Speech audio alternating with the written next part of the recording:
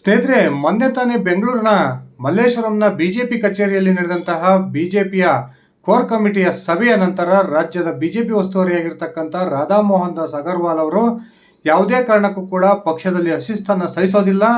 ಈಗಾಗಲೇ ಯತ್ನಾಳ್ ಅವರ ನಡೆನುಡಿಗೆ ಸಂಬಂಧಪಟ್ಟಂತೆ ಬಿಜೆಪಿಯ ರಾಷ್ಟ್ರೀಯ ನಾಯಕರು ಎಲ್ಲವನ್ನೂ ಕೂಡ ಗಮನಿಸ್ತಾ ಇದ್ದಾರೆ.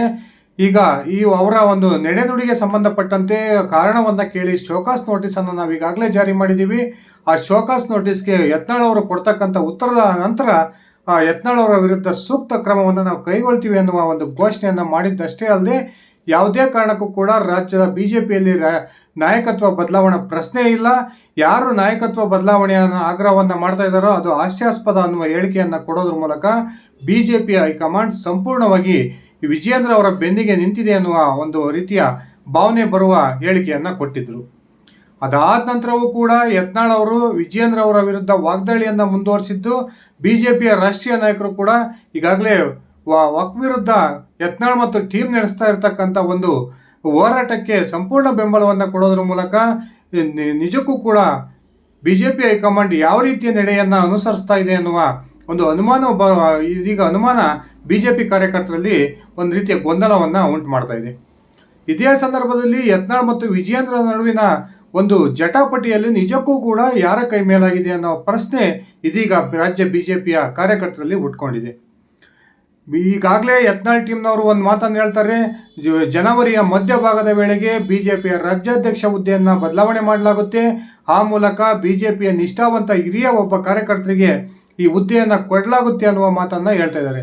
ಇನ್ನೊಂದು ಕಡೆ ವಿಜಯೇಂದ್ರ ಕೂಡ ಯಾರೆಲ್ಲ ನನ್ನ ರಾಜ್ಯಾಧ್ಯಕ್ಷ ಸ್ಥಾನದಿಂದ ಕೆಳಗಿಳಿಸ್ತೀವಿ ಅನ್ನುವ ಭ್ರಮೆಯಲ್ಲಿದ್ದಾರೋ ಅವರ ಕನಸಾಗಿ ಉಳಿಯುತ್ತೆ.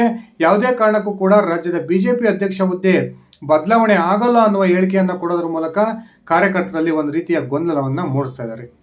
ಇನ್ನೊಂದು ಕಡೆ ದೆಹಲಿಯ ಪ್ರವಾಸದ ಸಂದರ್ಭದಲ್ಲಿ ಯತ್ನಾಳ್ ಅವರಿಗೆ ಬಿಜೆಪಿ ಹೈಕಮಾಂಡ್ ಕಿವಿಯನ್ನು ಹಿಂಡಿದೆ. ಆ ಕಾರಣಕ್ಕೆ ಯತ್ನಾಳ್ ಅವರು ಸಂಪೂರ್ಣ ಒಂದು ಸೈಲೆಂಟ್ ಆಗಿದ್ದಾರೆ ಎನ್ನುವ ಮಾತುಗಳು ಕೇಳಿ ಬರ್ತಾ ಇತ್ತು. ಆದರೆ ಇದೀಗ ಮತ್ತೆ ಪದೇ ಪದೇ ವಿಜಯೇಂದ್ರ ಮತ್ತು ಯಡಿಯೂರಪ್ಪನವರ ವಿರುದ್ಧ ಯತ್ನಾಳ್ ಅವರು ವಾಗ್ದಾಳಿಯನ್ನು ನಡೆಸೋದ್ರ ಮೂಲಕ ಈ ಬಿಜೆಪಿಯಲ್ಲಿ ಏನಾಗ್ತಿದೆ ಅನ್ನುವ ಗೊಂದಲ ಉಂಟಾಗಿದೆ. ಬನ್ನಿ ಸ್ನೇಹಿತರೆ, ನಿಜಕ್ಕೂ ಕೂಡ ಬಿಜೆಪಿ ರಾಷ್ಟ್ರೀಯ ಶಿಸ್ತು ಸಮಿತಿಯ ಎಚ್ಚರಿಕೆಯ ನಂತರವೂ ಕೂಡ ಯತ್ನಾಳ್ ಅವರು ಈ ವಿಜಯೇಂದ್ರ ಮತ್ತು ಯಡಿಯೂರಪ್ಪನವರ ವಿರುದ್ಧ ವಾಗ್ದಾಳಿಯನ್ನು ನಡೆಸ್ತಿರೋದಾದ್ರೆ ಯಾಕೆ?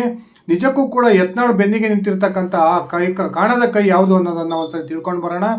ಅದಕ್ಕಿಂತ ಮುಂಚೆ ನೀವಿನ್ನು ನನ್ನ ಇಟ್ಕೆ ಮತ್ತು ಯೂಟ್ಯೂಬ್ ಚಾನಲ್ಗೆ ಸಬ್ಸ್ಕ್ರೈಬ್ ಮಾಡ್ಕೊಂಡಿಲ್ಲ ಅಂದರೆ ದಯವಿಟ್ಟು ಸಬ್ಸ್ಕ್ರೈಬ್ ಮಾಡಿಕೊಂಡು ಬೆಲ್ ಬಟನ್ನ ಕ್ಲಿಕ್ ಮಾಡಿ.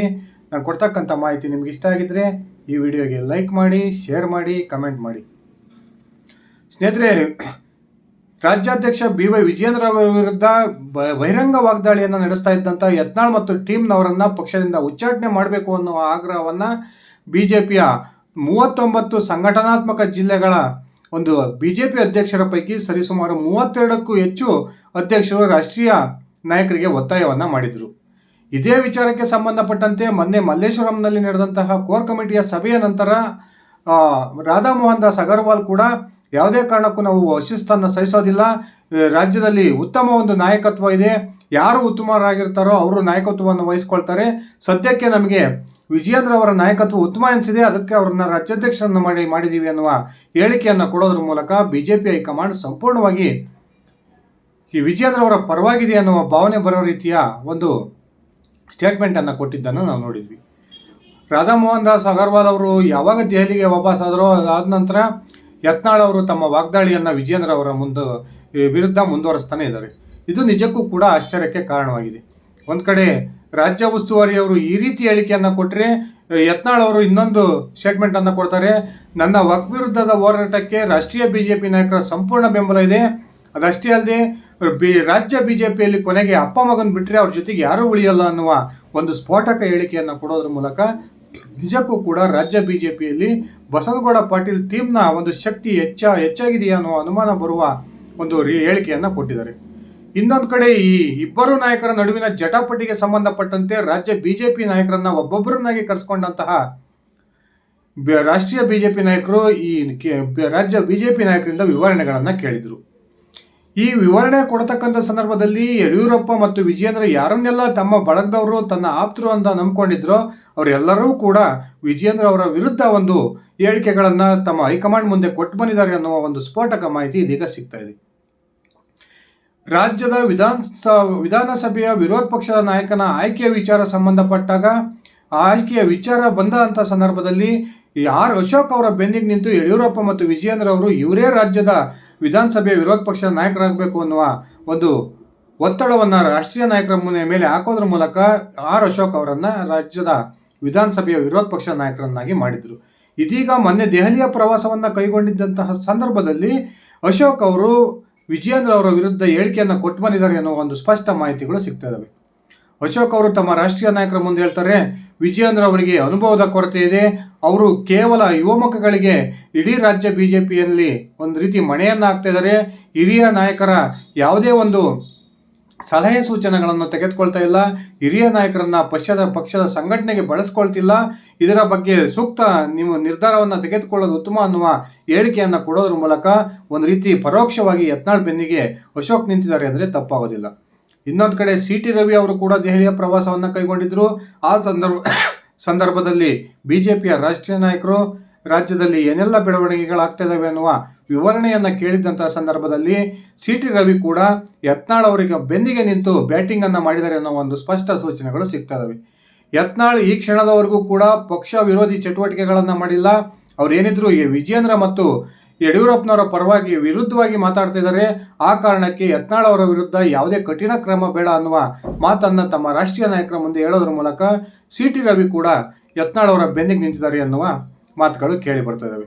ಇನ್ನೊಂದು ಕಡೆ ಅತ್ಯಂತ ಯಡಿಯೂರಪ್ಪನವರ ಆಪ್ತ ಬಳಗದಲ್ಲಿ ಗುರುತಿಸಿಕೊಂಡಿದ್ದಂತಹ ಚಿತ್ರದುರ್ಗ ಲೋಕಸಭಾ ಕ್ಷೇತ್ರದ ಸಂಸದರು ಆಗಿರ್ತಕ್ಕಂಥ ಕರ್ನಾಟಕದ ಮಾಜಿ ಉಪಮುಖ್ಯಮಂತ್ರಿ ಗೋವಿಂದ ಕಾರಜೋಳ ಸಹ ಇದೀಗ ಬಿ.ವೈ. ವಿಜಯೇಂದ್ರ ಅವರ ವಿರುದ್ಧ ತಮ್ಮ ಹೈಕಮಾಂಡ್ ನಾಯಕರಿಗೆ ಹೇಳಿಕೆಯನ್ನು ಕೊಟ್ಟಿದ್ದಾರೆ ಅನ್ನೋ ಒಂದು ಸ್ಪಷ್ಟ ಮಾತುಗಳು ಕೇಳಿಬರ್ತಾ ಇದ್ದು, ಕಳೆದ ವಿಧಾನಸಭಾ ಚುನಾವಣೆಯ ಸಂದರ್ಭದಲ್ಲಿ ಹೊಳಲ್ಕೆರೆಯ ಶಾಸಕ ಎಂ ಚಂದ್ರಪ್ಪನವರ ಪುತ್ರ ರಘುಚಂದನ್ ಅವರು ಚಿತ್ರದುರ್ಗ ಲೋಕಸಭಾ ಕ್ಷೇತ್ರದ ಬಿಜೆಪಿಯ ಟಿಕೆಟ್ ಆಕಾಂಕ್ಷಿಯಾಗಿದ್ದರು. ಆದರೆ ಯಡಿಯೂರಪ್ಪ ಮತ್ತು ವಿಜಯೇಂದ್ರ ಅವರು ಹಠಕ್ಕೆ ಬಿದ್ದು ಗೋವಿಂದ ಕಾರಜೋಳ ಅವರಿಗೆ ಆ ಟಿಕೆಟನ್ನು ಚಿತ್ರದುರ್ಗ ಲೋಕಸಭಾ ಕ್ಷೇತ್ರದ ಒಂದು ಟಿಕೆಟನ್ನು ಕೊಡಿಸಿದ್ರು. ಗೋವಿಂದ ಕಾರಜೋಳ ಅಲ್ಲಿಂದ ಗೆದ್ದು ಕೂಡ ಬಂದಿದ್ದಾರೆ. ಇದೀಗ ಯಾವಾಗ ತನ್ನ ಮಗನಿಗೆ ಪಕ್ಷದ ಟಿಕೆಟ್ ತಪ್ಪೋದಕ್ಕೆ ಯಡಿಯೂರಪ್ಪ ಮತ್ತು ವಿಜಯೇಂದ್ರ ಕಾರಣ ಅನ್ನುವ ಒಂದು ಅಂಶವನ್ನು ಮುಂದಿಟ್ಕೊಂಡು ಎಂ ಚಂದ್ರಪ್ಪನವರು ಕೂಡ ಈಗ ಯಡಿಯೂರಪ್ಪನವರ ಬಣದಿಂದ ಯತ್ನಾಳ್ ಬಣದಲ್ಲಿ ಗುರುತಿಸಿಕೊಂಡಿರೋದನ್ನು ನಾವು ನೋಡಿದ್ದೀವಿ. ಇಂತಹ ಒಬ್ಬ ಗೋವಿಂದ ಕಾರಜೋಳ ಸಹ ವಿಜಯೇಂದ್ರ ಅವರ ವಿರುದ್ಧ ಹೇಳಿಕೆಯನ್ನು ಕೊಟ್ಟು ಬಂದಿದ್ದು ಇದು ಯಡಿಯೂರಪ್ಪನವರಿಗೆ ನುಂಗ್ಲಾರದ ತುತ್ತಾಗಿದೆ ಅನ್ನುವ ಒಂದು ಮಾತುಗಳು ಕೂಡ ಕೇಳಿ ಬರ್ತವೆ. ಇನ್ನೊಂದು ಕಡೆ ಕೇಂದ್ರ ಸಚಿವ ಪ್ರಹ್ಲಾದ್ ಜೋಶಿ ಕೂಡ ವಿಜಯೇಂದ್ರ ಅವರ ವಿರುದ್ಧ ಹೇಳಿಕೆಯನ್ನು ಕೊಡದೇ ಹೋದರೂ ಯತ್ನಾಳ್ ಅವರ ವಿರುದ್ಧ ಯಾವುದೇ ಕ್ರಮ ಬೇಡ ಅನ್ನುವ ಒಂದು ಮಾತನ್ನು ಹೇಳಿದ್ದು, ಯತ್ನಾಳ್ ತಮ್ಮದೇ ಆದಂತಹ ಶಕ್ತಿಯನ್ನು ಉತ್ತರ ಕರ್ನಾಟಕ ಭಾಗದಲ್ಲಿ ಹೊಂದಿದ್ದಾರೆ. ಅವರ ಬೆನ್ನಿಗೆ ಸುಮಾರು 70 ಲಕ್ಷ ಮತದಾರರಿರ್ತಕ್ಕಂಥ ಪಂಚಮಸಾಲಿ ಸಮುದಾಯ ಅವರ ಬೆನ್ನಿಗಿದೆ. ಒಂದು ವೇಳೆ ಯತ್ನಾಳ್ ಅವರ ಮೇಲೆ ಕಠಿಣ ಕ್ರಮವನ್ನು ಕೈಗೊಂಡಿದ್ದಾದರೆ ಆ ಎಲ್ಲ ಪಂಚಮಸಾಲಿ ಸಮುದಾಯದ ಮತಗಳು ನಮ್ಮ ಪಕ್ಷದ ವಿರುದ್ಧ ಆಗ್ಬೋದು ಅನ್ನುವ ಅಪಾಯದ ಮುನ್ಸೂಚನೆಯನ್ನು ಈ ಪ್ರಹ್ಲಾದ್ ಜೋಶಿ ಅವರು ತಮ್ಮ ರಾಷ್ಟ್ರೀಯ ನಾಯಕರ ಮುಂದೆ ಹೇಳೋದ್ರ ಮೂಲಕ ಯತ್ನಾಳ್ ಪರವಾಗಿ ಬ್ಯಾಟ್ ಬೀಸಿದ್ದಾರೆ ಅನ್ನುವ ಒಂದು ಸ್ಪಷ್ಟ ಸೂಚನೆಗಳು ಬರ್ತಾ ಇದ್ದಾವೆ. ಇನ್ನು ವಿಜಯೇಂದ್ರ ಪರವಾಗಿ ಕೆಲವೊಂದು ಮಾಜಿ ಸಚಿವರು ಮಾಜಿ ಶಾಸಕರಿದ್ದರೂ ಕೂಡ ಕರ್ನಾಟಕದ ವಿಧಾನಸಭೆಯಲ್ಲಿರ್ತಕ್ಕಂಥ 65ಕ್ಕೂ ಹೆಚ್ಚು ಬಿಜೆಪಿಯ ಹಾಲಿ ಶಾಸಕರುಗಳ ಪೈಕಿ ಹೆಚ್ಚು ಜನ ಶಾಸಕರು ಹಿಂಬಾಗಿಲಿನಿಂದ ಯತ್ನಾಳ್ ಅವರಿಗೆ ಬೆಂಬಲವನ್ನು ಕೊಡ್ತಾ ಇದ್ದಾರೆ ಅನ್ನುವ ಒಂದು ಸ್ಫೋಟಕ ಮಾಹಿತಿಗಳು ಸಿಗ್ತಾ ಇದ್ದು, ಅದೇ ಕಾರಣಕ್ಕೆ ಯತ್ನಾಳ್ ಅವರು ರಾಷ್ಟ್ರೀಯ ಶಿಸ್ತು ಸಮಿತಿಯ ಮುಂದೆ ಹೋಗಿ ಬಂದಂತರವೂ ಕೂಡ ವಿಜಯೇಂದ್ರ ಮತ್ತು ಯಡಿಯೂರಪ್ಪನವರ ವಿರುದ್ಧ ವಾಗ್ದಾಳಿಯನ್ನು ನಡೆಸ್ತಾ ಇರತಕ್ಕಂಥದ್ದು ಒಂದು ರೀತಿ ಬಿಜೆಪಿಯಲ್ಲಿ ಯತ್ನಾಳ್ ಜಾಲಿ ಅದಕ್ಕೆ ಹಾಗೆ ವಿಜಯೇಂದ್ರ ಖಾಲಿ ಅಂತಕ್ಕಂಥ ಭಾವನೆ ಮೂಡಿದೆ ಅನ್ನುವ ಮಾತುಗಳು ಕೇಳಿ ಬರ್ತಾ ಇದ್ದಾವೆ. ಈಗಾಗಲೇ ದಿನದಿಂದ ದಿನಕ್ಕೆ ಯತ್ನಾಳ್ ಬಲ ಬಿಜೆಪಿಯಲ್ಲಿ ಹೆಚ್ಚಾಗ್ತಾ ಇದ್ದು, ವಿಜಯೇಂದ್ರನವರ ಬಲ ದಿನದಿಂದ ದಿನಕ್ಕೆ ಕುಗ್ತಾ ಇದೆ ಅನ್ನುವ ಒಂದು ವಾತಾವರಣ ಈಗಾಗಲೇ ಬಿಜೆಪಿಯಲ್ಲಿ ನಿರ್ಮಾಣ ಆಗಿದೆ. ಸ್ನೇಹಿತರೆ, ನಿಮ್ಮ ಅಭಿಪ್ರಾಯದ ಪ್ರಕಾರ ರಾಜ್ಯ ಬಿಜೆಪಿ ಅಧ್ಯಕ್ಷ ಸ್ಥಾನದಿಂದ ವಿಜಯೇಂದ್ರ ಅವರನ್ನು ಕೆಳಗಿಳಿಸಿ ರಾಜ್ಯ ಬಿಜೆಪಿಗೆ ಯತ್ನಾಳ್ ಅವರನ್ನು ಅಧ್ಯಕ್ಷರನ್ನಾಗಿ ಮಾಡಬೇಕಾ? ದಯವಿಟ್ಟು ಕಮೆಂಟ್ ಮಾಡಿ. ಇದಿಷ್ಟಾಗಿತ್ತು ನನ್ನ ಇವತ್ತಿನ ಈ ವಿಡಿಯೋ. ನಾನು ಕೊಟ್ಟಿರ್ತಕ್ಕಂಥ ಮಾಹಿತಿ ನಿಮ್ಗೆ ಇಷ್ಟ ಆಗಿದ್ರೆ ಈ ವಿಡಿಯೋಗೆ ಲೈಕ್ ಮಾಡಿ, ಶೇರ್ ಮಾಡಿ, ಕಮೆಂಟ್ ಮಾಡಿ. ನೀವಿನ್ನು ನನ್ನ ಇಟ್ಗೆ ಹೇಮಂತ್ ಯೂಟ್ಯೂಬ್ ಚಾನಲ್ಗೆ ಸಬ್ಸ್ಕ್ರೈಬ್ ಮಾಡ್ಕೊಂಡಿಲ್ಲ ಅಂದರೆ ದಯವಿಟ್ಟು ಸಬ್ಸ್ಕ್ರೈಬ್ ಮಾಡಿಕೊಂಡು ಬೆಲ್ ಬಟನ್ನ ಕ್ಲಿಕ್ ಮಾಡಿ. ಧನ್ಯವಾದಗಳು ಸ್ನೇಹಿತರೆ, ಶುಭ ದಿನ.